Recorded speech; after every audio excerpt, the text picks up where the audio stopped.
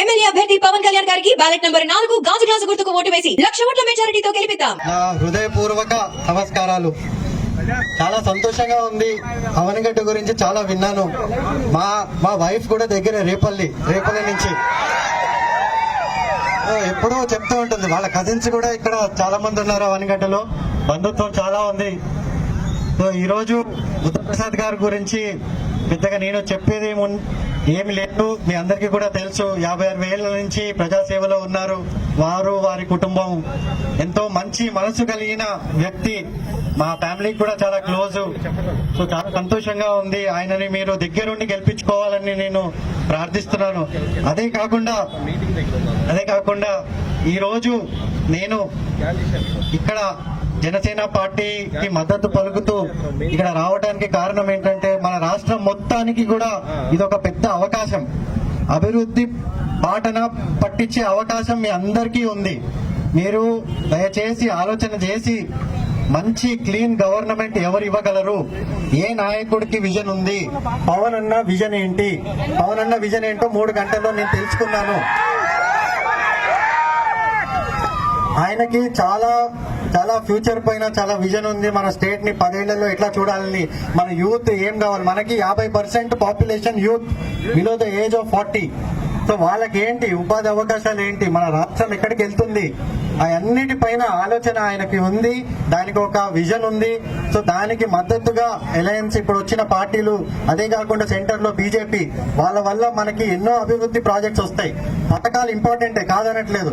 ప్రతి కుటుంబానికి అవసరము, ప్రతి పేద కుటుంబానికి కాకపోతే వాళ్ళు వచ్చే జనరేషన్ కి, వచ్చే తరాలకి ఏది అవసరము? అభివృద్ధి అవసరము. వాళ్ళు కలలు కనాలా వద్దా?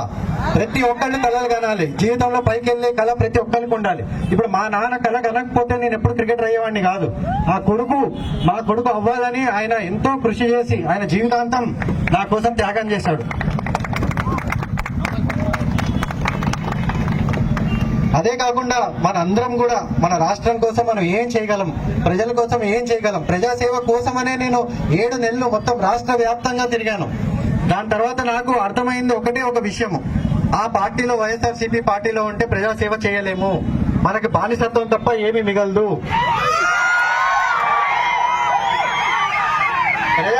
ప్రజాసేవ చేయాలి, మనుషులకి సేవ చేయాలి. మీరు చెప్పండి, ఒక్క ఎంపీ ఎమ్మెల్యేతో మీకు ఏమైనా పని అయిందా ఈ రోజు వరకు? వాళ్ళు ఏమి, ఎక్కడ ఉన్న వైసీపీలో ప్రతి ఎంపీ ఎమ్మెల్యే ఆయన కాలి కింద చెప్పులే. ఆయన ఎక్కడ వదిలితే అక్కడే ఉండాలి. మళ్ళీ వేసుకునేదాకా అక్కడే ఉంటారు. వాళ్ళకి ఏ పని అవ్వదు.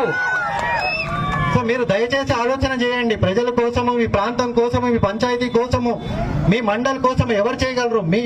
మీ యువత కోసము, వచ్చే జనరేషన్ కోసము, ఒక్క నియోజకవర్గం కోసము, అదే కాకుండా మొత్తం మన రాష్ట్రం కోసము. దేశంలోనే మన రాష్ట్రము ఎన్నో ఏళ్లుగా 50-60 సంవత్సరాల నుంచి, స్పెషల్లీ మన కోస్తా ప్రాంతము అన్ని విధాలుగా ముందున్న ప్రాంతాన్ని వెనుకబడేశాడు, భయంకరంగా వెనుకబడేశాడు. ఒక్క ప్రాజెక్ట్ లేదు ఇక్కడ.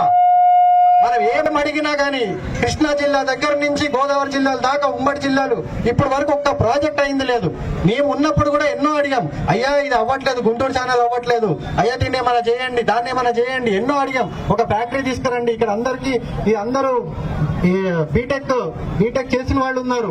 ఇండస్ట్రీస్ తీసుకురండి. ఒక్కటి లేదు, ఒక్క ఆలోచన లేదు. ఏమన్నా అంటే ఒక బటన్, ఆ బటన్ తో ఏమవుతుంది? సరే, బటన్ తో పాటు ఒక బొచ్చ కూడా ఇస్తే అయిపోద్ది మొత్తం రాష్ట్రానికి. నేను ఒకటి మీ అందరినీ కోరుకుంటుంది, దయచేసి మీరు ఫ్యూచర్ గురించి ఆలోచన చేయండి. పథకాలు ఉంటాయి, దాంతో పాటు అభివృద్ధి కూడా ఉంటుంది. అదే కాకుండా మన ప్రాంతము, దేశంలోనే మన రాష్ట్రము నంబర్ 1 రాష్ట్రంగా చూడాలని నా కోరిక. ప్రతి యూత్ కూడా అదే కోరిక ఉండాలి. అన్ని రాష్ట్రాలు వేరే డైరెక్షన్ లో వెళ్తుంటే మనం ఇంకో వైపు వెనక్కిపోతున్నాము. అన్ని విధాలుగా వెనక్కిపోతున్నాం. మెల్లగా చూస్తే బర్మాలో కలపాల్సి వస్తుంది మనల్ని. దయచేసి అర్థం చేసుకోండి. నేను ఎందుకు చెప్తున్నానో అర్థం చేసుకోండి. నేను 7 నెలలు తిరిగి ఉన్నాను. నాకు తెలుసు అక్కడ ఏం పని చేయలేము, వాళ్ళతో ఏం పని కాదు. మీరు ఏ ఎమ్మెల్యేని ఎన్నుకున్నా, ఏ ఎంపీని ఎన్నుకున్నా వాళ్ళకి ఏ పని చేసే కెపాసిటీ లేదు, వాళ్ళకి ఏ పని చేసే పవర్ లేదు.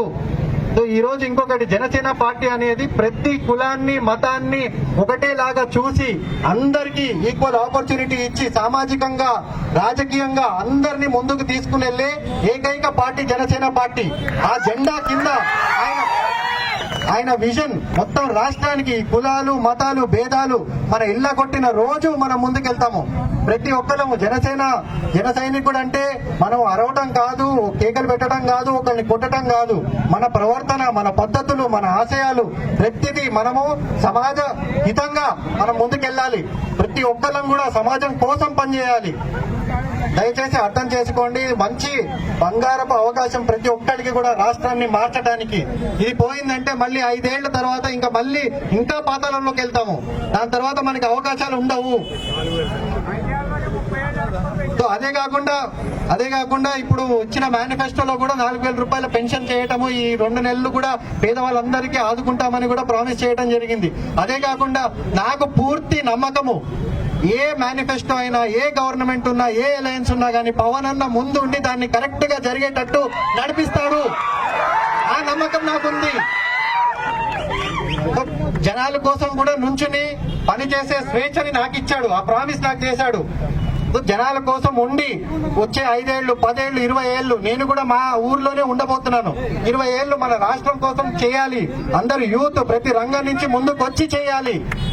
ఇది ఒక ఎలక్షన్ కోసం కాదు, ఇదేదో పవర్ కోసం, పోస్ట్ కోసం కాదు. ప్రజాసేవ అంటే ప్రతి ఒక్కళ్ళు ముందుకు రావాలి. మన వంతు పని, మన వంతు త్యాగం మనం చేయాలి. నేనైతే రెడీగా ఉన్నాను చేయటానికి. మీ అందరూ కూడా యూత్ దయచేసి కరెక్ట్ పార్టీని నమ్మండి, కరెక్ట్ విజన్ ని నమ్మండి.